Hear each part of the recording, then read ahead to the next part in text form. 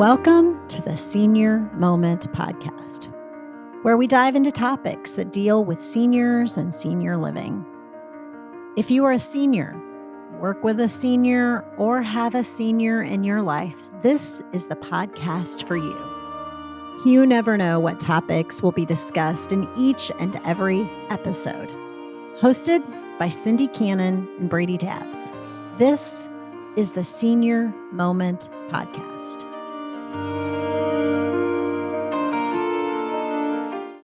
Welcome to the Senior Moment podcast. It is a cold, snowy January. And so today we really don't have a guest. Brady and I are going to talk about a topic that we had a lunch and learn here called senior living options. We're going to let Brady kick off and tell us a little bit about our objective today. But we decided that it's cold and snowy, and our guest is scheduled to come next Friday and talk with us. And so we thought we'd go ahead. When we did this lunch and learn, we had a couple people from the community reach out wanting the information. It wasn't going to work that they could come during the day for the information. So we thought, well, let's just put the information out there so that people have the ability to tune in and get the information. So Brady, you start us off and tell everybody a little bit about what we're going to talk about today. Well, senior living options can be so confusing. A good example might be, what is the difference between assisted living and supportive living? That's a good question. So we're going to discuss things like that, and other objectives we're going to discuss today are going to be independent living, assisted living, supportive living, in-home care services, rehabilitation, long-term care, as well as memory care. So we're going to kind of talk about the entire gamut of different care options. And so we're going to start off talking about independent living. I was going to say I've been at Villa Rose as the director now for a little over 5 years. And so that's what we do. We're independent living. So independent living facilities, most of them are going to provide some type of meals. They're going to either provide one meal a day, most of them are 2 meals a day.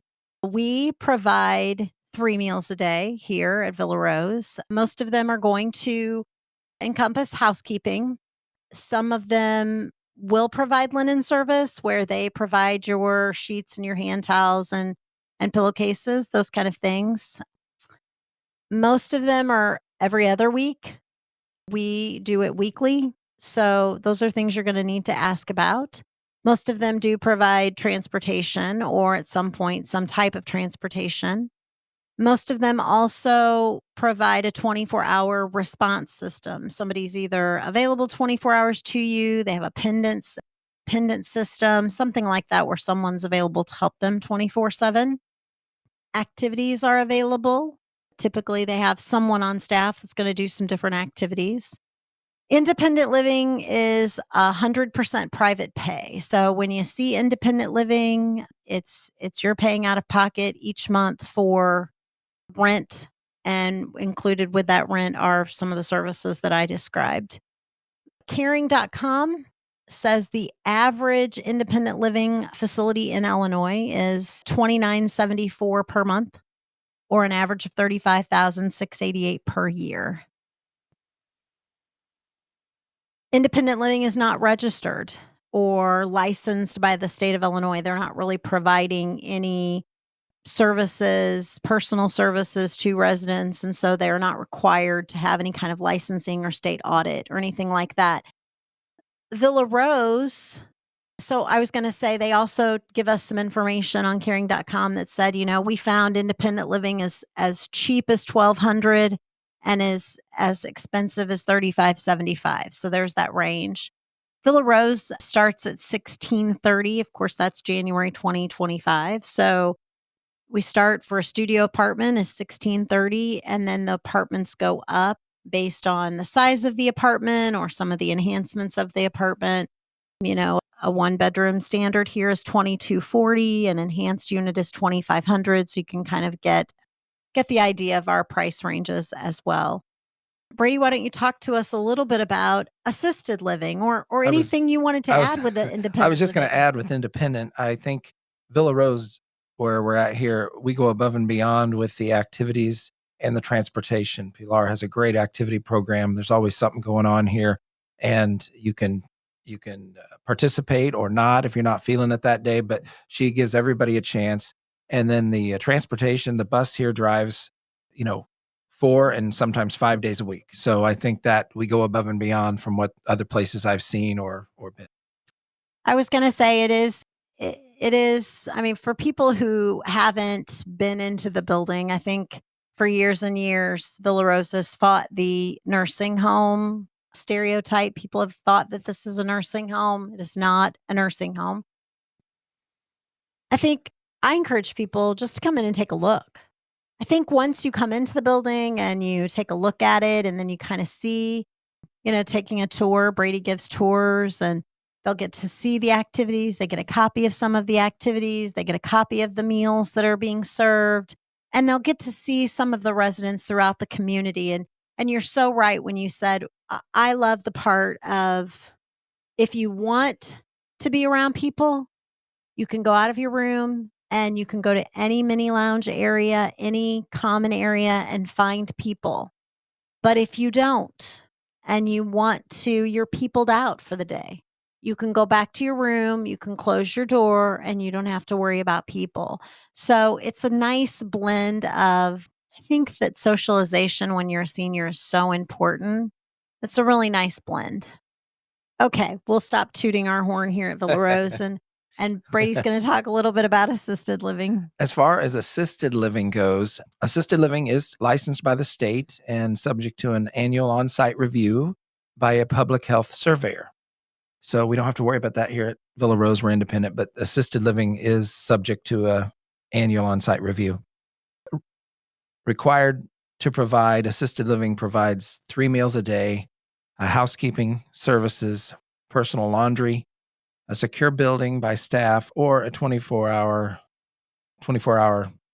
hours a day system, emergency response system, medication reminders, oversight, and resident only requires one person assist. So that kind of gives you kind of an overview of what assisted living does offer. In assisted living, you're assisted with 2 activities of daily living. Activity ADLs are defined as eating, dressing, bathing, toileting, transferring, or personal hygiene. Assisted living is private pay. So that is one thing that we will talk about supportive next, but assisted living is private pay. And it's caring.com says the average assisted living cost in Illinois is $5,313 per month or just shy of $64,000 per year. The monthly cost ranges from $3,200 to $6,500. Most assisted livings around here, I know, especially when even Jersey, but even Madison, you're talking in excess of $4,000 for assisted living. And then you also, one other thing we'll mention here are the levels of care. These assisted livings aren't just, you're not just paying for the rent and everything I mentioned earlier that they provide, but there also can be levels of care which range anywhere from $600 to $2,600 depending, and it will keep you there, but you will have to pay. That's on top of your rent. So in some cases, people try to stay out of the nursing homes, and they do pay these extra fees, but it can be quite costly for one person, let alone two. Right, So absolutely. And as you were talking, you know, they do also, a lot of the assisted livings do offer an independent living level. But then, if they're going to do anything for you, I've had several people that have come in for tours. That's the lowest care package is $600. So if you need just medication reminders, that kicks in the care level packages. And so $600 is quite a bit if you just need med reminders, right? So that's where people just need the knowledge that, because so many people come in here, they don't understand the difference. Like you said, starting us off, they don't understand the difference between assisted living, supportive living. You see assisted living, 100% private pay people, if you have the funds to pay, great. But if you don't, that place is not going to accept you. So families seniors need to understand that when you see assisted living, it's 100% private pay. yeah.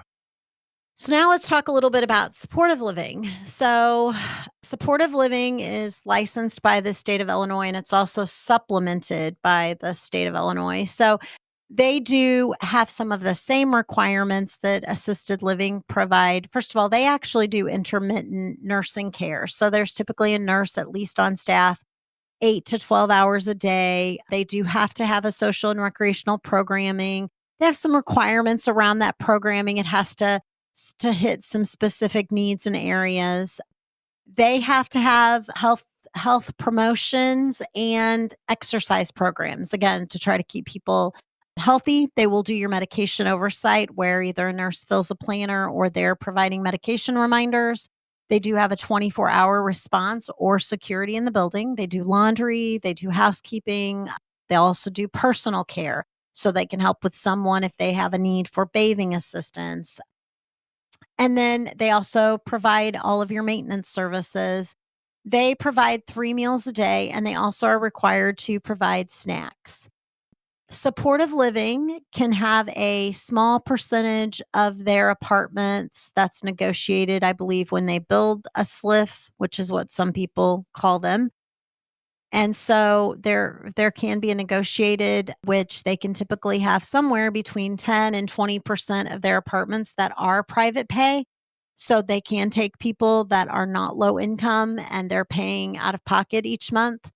But the majority of the facility would be a low income or Medicaid supported. So basically, for people who don't understand that, you have to have a low income or asset level. I believe it's $17,500 is what you can have, and then basically your income would go to the facility.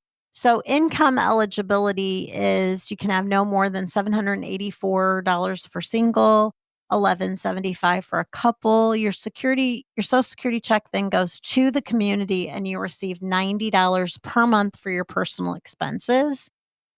Illinois reimburses that facility $83.95 per day. If it's a dementia care unit, we don't have any in our area that are supportive living with a dementia unit, but there are a few throughout the state of Illinois, and they'll reimburse 106.62 per day for that.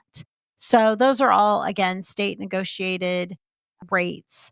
I'm going to jump right into, first of all, Brady, anything you want to add about supportive living? No, it is a shame. We'll talk about memory care later, but it is a shame that there are no supportive livings that have memory care. It is all private pay, and it puts these people in such a bind Yeah, because we know there's only a couple facilities in our area that take Medicaid for memory care, and right. they're full. Well, and I was going to say, we're in the Riverbend area. There's two there are two facilities that are supportive living in our area. And one is now High Point, used to be In Wood River. Fox's Grove, right? High Point. And then the other one is Evergreen, Evergreen. and that used to be Glenhaven Gardens back in the Glenhaven day. Gardens. It's on the Yes. Alton Memorial campus. Yeah. So those are our only two. And most of the time they have a wait list. Most of the time it's hard to get into those places. But Supportive living tends to be more full than assisted right, because it is assisted with payment with the right. state. Yeah. So those are really the only two options that are just right here in the Riverbend area. In-home care, that's an option. If you're at home and you might just need a little bit of help here or there, then that is an option. I was gonna say it is private pay. There is a state-funded program. Civna kinda does the screening, and there are some providers, state providers in the area that you can apply for a program where it is supported by the state. They'll deem so many hours that you get. But again, if you don't meet that Medicaid eligibility, then you're going to be paying privately for someone to come into your home. Most of the time, they're assisting with activities of daily living. So, bathing, grooming, toileting, incontinent care, those kind of things. They also can help with things around your home. And so, Brady, tell me, what is the average cost? You have the updated information, I believe. What is the average cost for in-home care right now? It's $31 an hour. $31 an hour. And I think, and that was in 2024 or 2023? 20. This is 21. 21. 21. So 21. So So the minimum it's crept up. wage, correct? Because I mean, here in Illinois, we just had January 1 a minimum wage of $15 an hour, right? So it, I'm sure it has went up. I think that was the last average that I could get. I was looking everywhere for more updated information, and it, I was going to say, it's most of them have a requirement 3 or 4 hours at least when you come into a home. Some of them have an 8 hour requirement. I mean, there are some home care agencies in our area that have an 8 hour requirement. So, you know, if you start doing the math, it doesn't take long for it to start creeping up there, right? And, I worked in home care for 8.5 years. That's what I did. The industry has changed drastically in the 5.5 years that I've been away from it. And I'm gonna say, staffing is probably harder than it's ever been, just in general. I mean, Brady and I were the other day were talking, and McDonald's didn't open. It did not open. No, it didn't. Okay, It did not open. how many times have you heard of McDonald's not opening? Not very often. Not very often. Yeah. So I think all of our just our entire industry is changing due to staffing. It's a real challenge. And I'm gonna plug Villa Rose here for a second. We are just absolutely so fanatically blessed with fantastic staff that has been here long term. And, they love and care for the residents. And I hear that from families all the time. Just so impressed that the same people come clean my mom's apartment each week. The same people are in the kitchen serving her. The same people are in the kitchen cooking the food. The same person's at the front desk. It's very, it's very nice to hear that people notice that. I don't think that that's the way in most places. So. No, it is not. Yeah. I don't So believe. again, in-home care is an option for people if you just need a little bit of help, but you start to need a lot of help.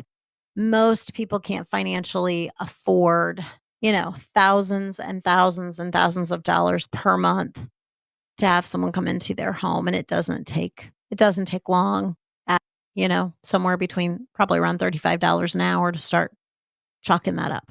Yeah. Being it's private pay, it's some families are fortunate enough they may be able to do it forever, but then other people, there's a limit to it, and then you need to go tour a nice place like Villa Rose and Right. realize that that's an option. And then there's some people that can't even consider it Correct. from the start. And it again, private pay is just it's asking a lot, but it depends on your ability to do that. Right. Yep. Exactly.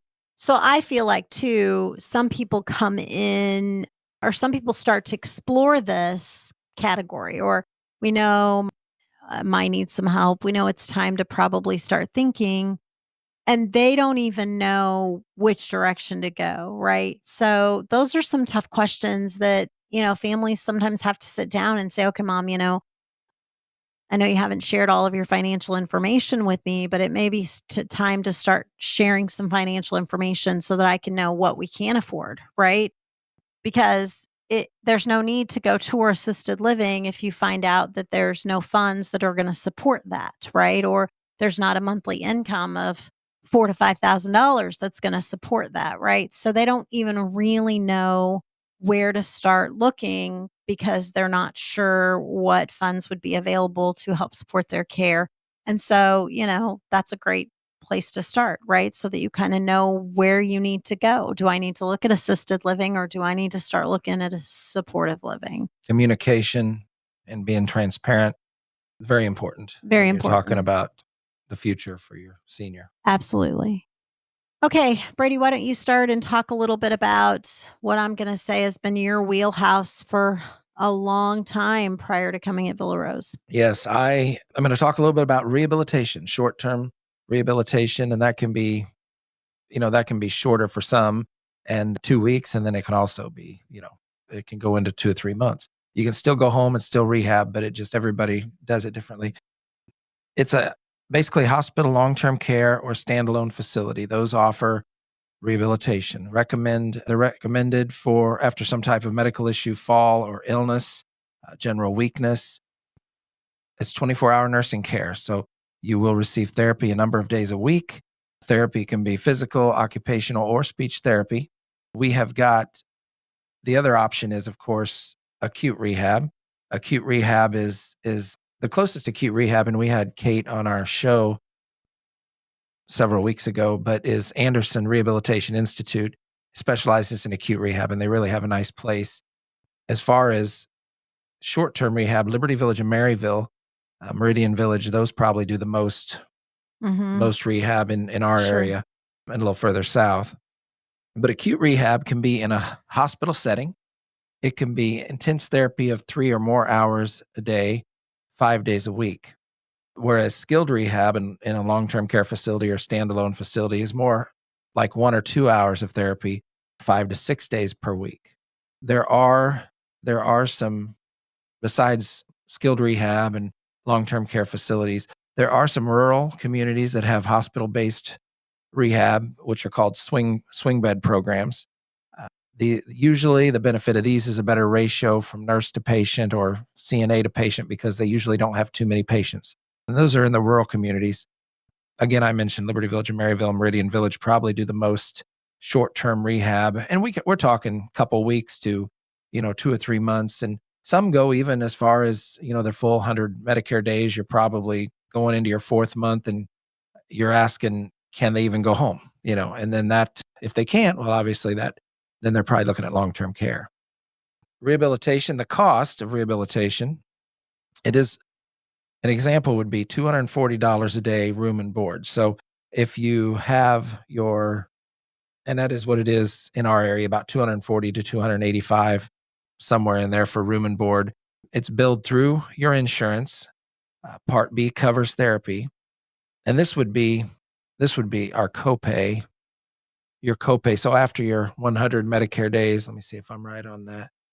Actually, let me take that back. 240 to about 285 is the average for skilled rehab in our area. It's built through therapy is built through insurance. Part B covers therapy similar to outpatient coverage. We also have the 3-day hospitalization. So Medicare coverage, if you have a traditional Medicare, it'll cover a 3-day hospitalization, must be admitted, and you can't be observation. At one time, you could be observation the first day, and if you stayed a couple more days, they'd flip that first day, you'd get 3. That's not the case anymore.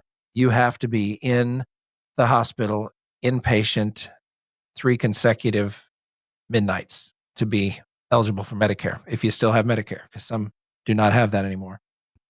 Regular Medicare Part A will cover 20 days at 100% paid, and then 80 days, they'll pay 80%, which will leave you 20%, which is around in the mid 200s per day. And that's basically for room and board. If you have a supplemental insurance plan, it'll typically cover the 20% remainder. Some good insurance plans, supplemental plans include Blue Cross Blue Shield, United Healthcare, Mutual of Omaha. Those are 3 that do a pretty good job. And as far as the cost of, well, let's talk about Advantage plans for a second, Medicare Advantage plans, which you've seen the advertisements on TV, you've got the phone calls. That is required as a pre-authorization. They dictate days, evaluation, and progress required, typically approved 2 weeks to 17 days. These plans can fall short on coverage when admitted with a major injury or illness. If I remember one time where I was before, we had an 86-year-old fall, fracture her hip. And of course, she had an Advantage plan, and they gave her, I think it was 15 days. Well, she's not going to be able to rehab her fractured hip in 15 days. And she doesn't have to go home, and you can stay, except you're going to be generating a private pay bill, which is, like we said, it's going to be, $240 or $285 a day going forward. And that is quite a lot to take over. It can be $7,200 a month very easily. So you definitely want to, you do your homework on whether you Medicare or whether you are considering an Advantage plan, which might have an advantage to doing it, but if you fall or get major illness, it really falls well short of what you need. And I think this is one of the issues that we see quite often is that parents are getting these phone calls about a Medicare Advantage plan. They're talking to them about a cheaper monthly option. They're talking to them about possibly a cheaper copay when you go to the doctor. Instead of paying 20%, you're paying a flat rate. So, I mean, again, Brady and I, neither one are Medicare specialists. We're not Advantage. We're not insurance specialists. I'll just give that disclaimer right away. But a lot of time, people get conned a little bit into taking an Advantage plan because it sounds so good. But then when there is a major issue, it really falls short in the coverage option. And a lot of times we will have children that come in because someone, falls happen with seniors all the time, and they're trying to recover from a fall, and the insurance is saying your days are up. And the children are like, "We don't understand that. We don't understand." They're not aware that mom took a Medicare Advantage plan and does not have traditional Medicare. Traditional Medicare is the 80/20. It's pretty standard. You get those 3 days and you're locked in, right? But if an Advantage plan is out there and that's what you have, your options are look a whole lot different. And so we encounter that quite often where so I'm going to encourage people when we had the lunch and learn here, I took some time to talk with people, talk with someone, have an advocate on your someone that you trust that you can share with them. Now this is what I've chosen to do. I've chosen a Medicare Advantage plan. Have them help you look at the plan before you choose to take that plan so that you fully understand. During that lunch and learn, we had a couple of people say, I have a retirement insurance and I don't have a choice. That's correct. Some of them do not. And there's nothing you can do in those situations. But and there are some, because of financial reasons, there is no choice as well. There are times when you have to have an Advantage plan, but you need to have a plan in place if something does happen and you need more care. Can someone in your family help to care for you at home? Can you go somewhere with someone so that they can support you?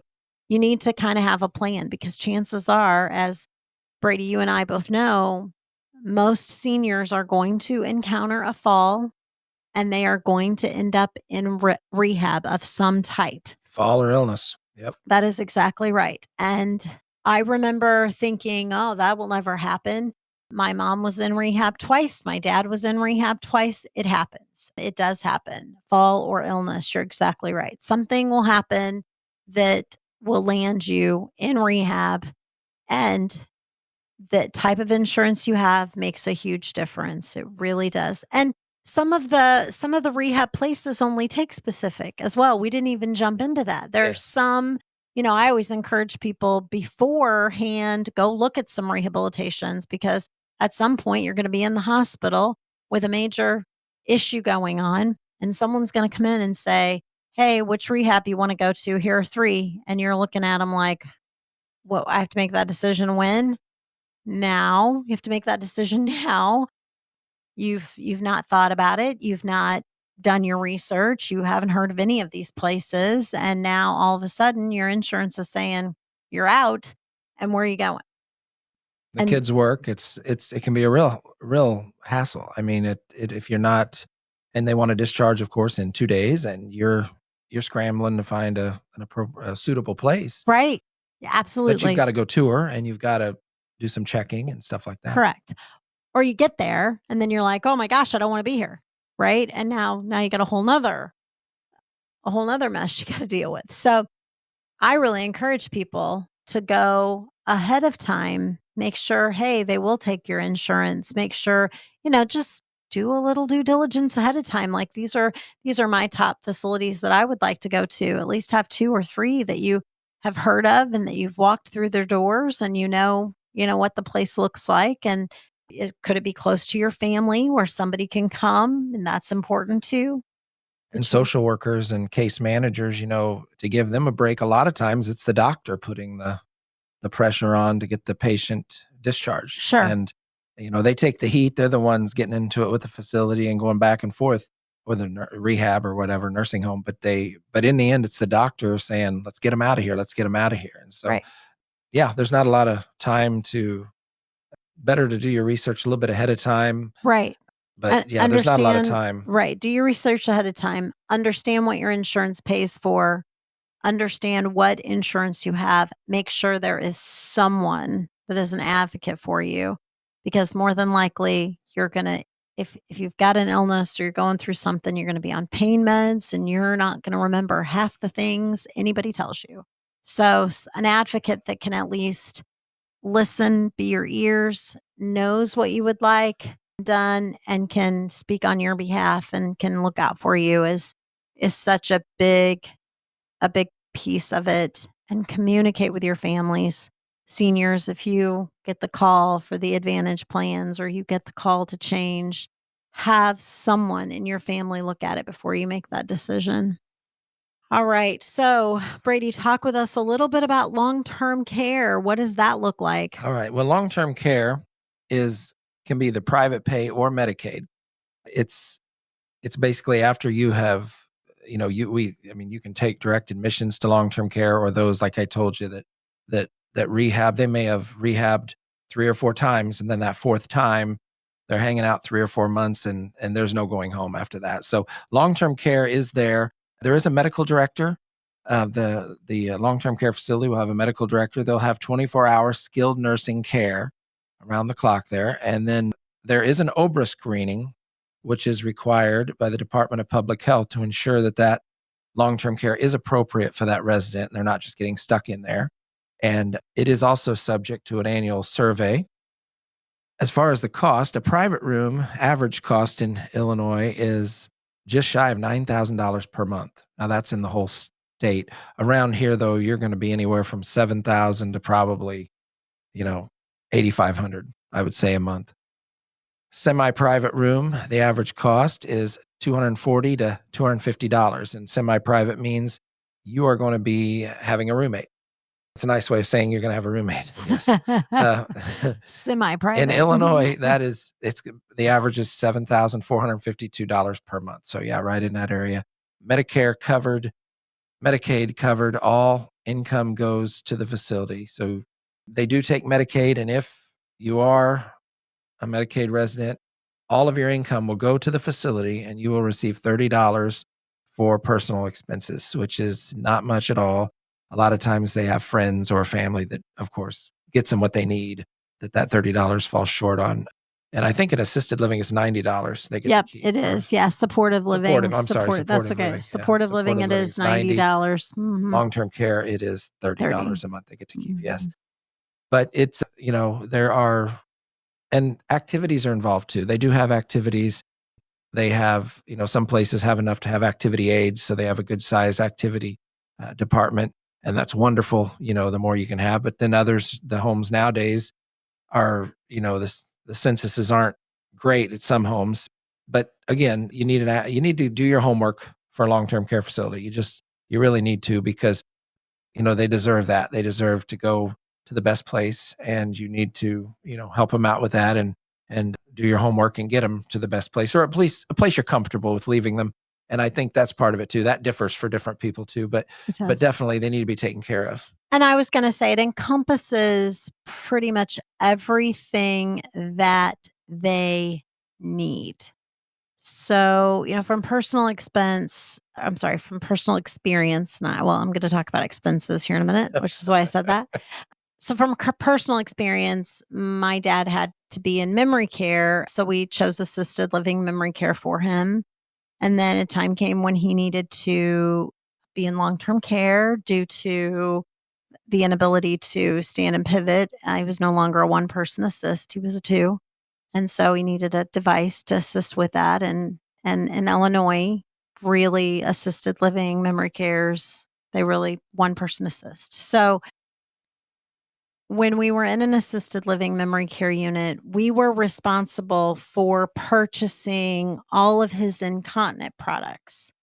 Now, we had my dad at home for a while and we hired in-home care. So I I have, as we're talking about all of this, I've personally experienced all of this. I've went through some of these same things that a lot of these family members are going through. I myself went through some of the very same thing. We started out doing in-home care, families took shifts, those kind of things. Well, when dad was at home, we would have the, washable pads that we'd throw on the bed at night. And then if there was a soiling situation at nighttime, you got up in the morning and you threw those in the washing machine and you threw them in the dryer and you reused them. Well, you go to these facilities and they're not doing daily laundry and they're not going to wash those. So they want you to purchase ones that can be thrown away that are costly, all of the incontinent products. So all of the Depends, or if they need a diaper, whatever, they need, they are requiring you to purchase. So, we were spending the body wash, you had to purchase all of that, the soap, the lotion, everything had to be purchased, individually for them. And so we were spending an upwards, somewhere, and content products are very expensive. And so we were spending somewhere between $300 and $400 a month just on some of his incontinent products. And when we went to long-term care, those were all included. I So remember you saying that it actually was cheaper it once you it moved was him cheaper to when we long-term went to care. long-term care than the memory care assisted living. Our bill actually went down because we were not having to provide some of those things. And my dad did have sensitive skin, and we actually purchased like special shampoo and special lotion that they would use on him. And again, our bill still went down because the incontinent products are expensive, and those were on us to do. And so I do think people need to realize all of those things that, all of those things that are included that are not included. So it is important, like you said, for you to go. I would also say it is extremely important that you place your loved one in a facility that someone can be there and check on them quite often. That is also key. If you move them 45 minutes away and it's going to be hard for you to go visit, you're not going to be able to keep an eye on things, or on, if they're close to you and you can visit more often, that obviously is. And, I will say, from someone who I never thought in a million years we'd ever put my dad in a facility. We thought, well, we'll just do stuff at home and that's the way but he needed people. And that's the thing that I think, people don't necessarily think about. He was a people guy, and so he needed people. And that semi-private room that you were talking about, we as a family, we struggled a little bit with that too. When he was in memory care, he had his own apartment, and that can be very appealing to families, that they get their own apartment and that it's kind of his little place. And then you go into a long-term care facility and it's a much smaller room and there are 2 people. And I remember having this conversation as a family, if we put dad on a list for a private room, was that for us or for him? That's a good point. Dad didn't mind the roommate. Dad actually liked a roommate, right? He liked somebody to be with him. And so I was going to say we chose not to get on the list for a private room because he enjoyed somebody being with him. And so I think sometimes you have to also, not take on that maybe guilt on yourself. That's what I think was kind of going on in our situation. My sister was a little like, "Oh, I wish he had his own room." Well, he didn't care if he had his own room. So, anyway, so sometimes that's tough. That is tough for people. But by far, the level of care that they get is so much more important than. The accommodations. That is true. That is true. It is absolutely true. So, it's something definitely for people to think about. I will say too, I've been asked a lot over the years, when they say if they didn't live or weren't going to bring them where I worked because of, they didn't live in town or something, they'd say, well, what can we do? You didn't hear great things about this one or that one, or whatever they did find, they would ask. And I would say, one thing you can do, you always have to be involved. Family members need to be involved. If you One thing my mom did with my grandma when she went long term, she would call the same time she couldn't visit every night. She wasn't in the same town, but she would call every night at 7 o'clock, talk to the same nurse every night at 7 o'clock, just get a quick update. And they became friends.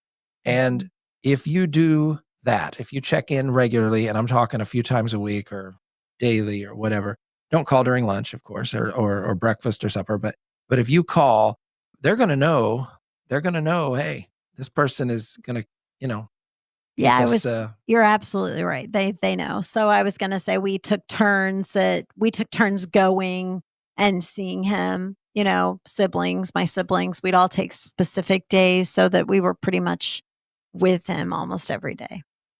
And you get to know the staff. You see the same people. I went after work. My sister went after work. Same thing for my brother. And so a lot of times we were there in the evening, to help with the mealtime. And so, but you got to know them. I mean, you got to know the staff. They knew we were coming, you know. That's important. I mean, it is important. And like you said, even there were some times, especially as things progressed, I could always call. Because I had been in there so much, I knew the nursing staff. I knew who to talk to. We were very blessed. The facility that my father was at, the staff stayed the same. It was very consistent staff on that hall. And, at any time I could walk in there and I would know at least one or two of the workers. And so that was a good feeling that he had consistent people that knew his needs. And that was important to us. Dad was there for 4 years and we had a good experience. I mean, I know not everyone has that type of experience, but we were very blessed to have a good experience, but we were involved. We knew what was going on. And I was going to say there was never a time. Every time I would ask him if he would need anything, and he never needed anything. And except one time he needed $5 just to pay me back for a bet that I had lost. And he never, when I always said, do they take good care of you? Absolutely. His answer was yes, absolutely. He didn't have any complaints, and that was important and to that's a us. hard job. I mean, that's an extremely hard job. If you think these nurses and CNAs and just any of the staff, they come in and you know, they might not have the best night. They come in the next day and they really have to be there for the resident. And it's not an easy job. It's not an easy job. You're seeing these people at their worst in some cases, and it's just not an easy job. They're So unsung heroes. they really People are. do not know. They don't they're I'm telling you, they're not making tons of money doing it. They're Not either. underpaid. And if they just, most of the time they're caring, compassionate people, and they have a calling on their life to care for someone. That's 99% of it. They don't make enough. And most people you couldn't pay to do what they do. But yet, And some people can't do what they do. that is true. Some people can't. Yet they have the ability to make people feel comfortable, loved, and cared for, kind of all at the same time. It's again, they're really unsung heroes. People do not realize that they just don't put a cape on every day. They're a superhero. They just don't put a cape on. Most of them put scrubs on each day. That's true. All right, we will kind of tie things up a little bit as we talk about memory care. So, two types of memory care. There's assisted living memory care, and then there's memory care that's available in long-term care facilities. Those units are locked units. Most of the time, the residents get confused with time and place and location, and they try to go out of the facility at, late hours at night, or so those are locked facilities. They aren't able to just come and go. They specialize in dealing with people that have Alzheimer's or some type of dementia, whether it's vascular dementia, frontal temporal dementia, whatever it might be. And the activities that they do really focus on some of just the activities of daily living and trying to a lot of sensory activities. They try to keep them at their highest functioning level They if do possible. absolutely keep them mobile, those kind of things. The cost can range. It's a little crazy. And I think, Brady, you have the most updated information. But in our area, we don't have any, let's see, we don't have any, right? We already said we don't have any supportive living that offers memory care in this area. We have assisted livings that have memory care units, and those costs are going to be just shy of 6,000 a month. okay. And that's what I was thinking. And that's probably without care plans or care packages. So you start adding those $600, $1,200, $1,800 care packages. Okay. And then we have only 2 long-term cares in our area. Is that correct? That have memory care? Yes. We have one in Jerseyville and Secure units. I don't want to call them locked. They always said that discharge planners would ask for locked units, but we weren't supposed to say that. We were supposed to say secure. So, secure. yeah, Okay. coded. They have a code, and so Right. they are secure. So I was going to say we have one in Jerseyville, a long-term care that would have a memory care that would have some Medicaid eligibility. I will tell you from past experience of trying to assist some family members with someone with dementia, it is trying to get into a Medicaid unit is almost impossible. I would say the gods will have to be with you. Timing's everything. It is Learn that. extremely difficult to get someone in low income into a memory care unit. And then we have one in Maryville. And then does Meridian have a I've always memory known them for care? rehab. I don't know about I memory don't know care. if they have a memory I'll have to care ask or Laura not. when I Do they go have there next time. Yeah, do they I was gonna say, I know they have a campus that has most of it's all encompassing, so I'm not sure if they do or not. I know they are definitely one that moves people through their system into each different level of I think someone's gonna look it up for us. Look at that. So, in a long-term care facility, what's the cost of Long-term care would be just over 6,000 on average. Okay. Assisted living was just less than 6,000. And I really think those numbers, I mean, I And know those are caring.com well, numbers, but man, I feel like those are the low. local facility, I mean, you'd be talking 8, $8 to $9,000. The Okay. 2 we're talking about probably is $8 to $9,000. Okay, so, Pay. I was gonna say, Brett's pulled up Meridian Village for us. Go to the living choices and let's see what we have there. Okay, so you have independent living and you have assisted living, and they have memory care assisted living there, skilled nursing and long-term So care. theirs is a memory care and assisted living. Yep, so they do have an assisted living memory care unit, I'll which have to talk to Laura about that next time I go down. yeah, which Get would some be information. primarily private pay. I mean, it's a Lutheran community, so it's done a little differently anyway, but yeah, so there would be one there as well. Okay. And then, of course, again, we have a bunch of assisted living options for memory care too. Most all of them have a memory care unit. You have several in the community that would have a memory care wing to it or a secured wing to it. Well, hopefully, as people have tuned in and listened to some of the different options, this at least gives them some tools or some base information. I feel like if I had a senior in my life and I knew at some point I was going to need to start looking at some choices for either in home care or senior living choices, I'm not sure I would know where to get started. And hopefully, they can listen to this, get a little information, and this might help them at least start down the path in the right direction. I think I've met with a lot of families that have maybe started off in the wrong direction and had to double back. So, Brady, any final thoughts today? I would just say on this topic, it is there's a lot, and sometimes the rehab it can come fast. The long-term care can come when the rehab doesn't happen.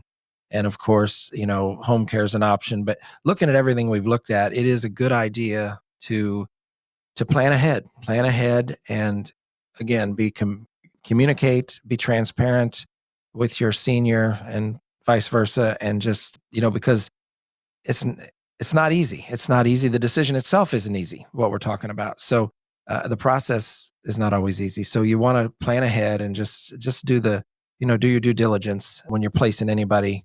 When you do decide to place somebody in a long-term care facility, you just make sure, or assisted living or independent living, do your homework and make sure. And I will say word of mouth from your friends will always be, word of mouth is always your best marketing tool. It really is. Word of mouth. It doesn't matter a lot of times it doesn't matter what it says on Medicare.gov. I mean, it does, but word of mouth in the community is so important.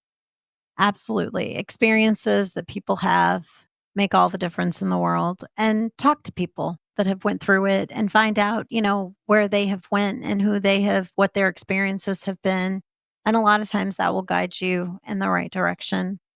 Thank you everyone for tuning in today. It's here in Bethalto. It's cold and it's snowy and And I'm getting ready hopefully to turn the heater on. We turned it off for this, so I'm going to turn well, it I'm on. telling you, we're going to get done and I'm going to go down to the coffee shop and get myself a cup of coffee and then do some work in my office this afternoon. But thank you all for tuning in. I was going to say, hopefully next week we will have Jen Lyles on with JCH JCH Wellness Center. Wellness Center. She's going to be talking about some tips to stay active, right? Senior fitness. That's right, senior fitness. So we hope that will drop next Tuesday. And then we are working on some exciting February topics. We've got a couple other topics coming out, but I'm working on booking someone that may be a little spicy as we have some spicy conversation, right, Brady? Right before Valentine's Day. Right before Valentine's Day. So I'm still working on it though, so I'm not making any promises yet. So thank you again for tuning in to the Senior Moment podcast. We appreciate you listening and hopefully you have learned something. We appreciate you. Take care. Thank you for listening to the Senior Moment podcast. If you enjoyed this episode, we invite you to like, follow, and share wherever you listen to your favorite podcasts. We hope you'll join us next time. Take care, everybody.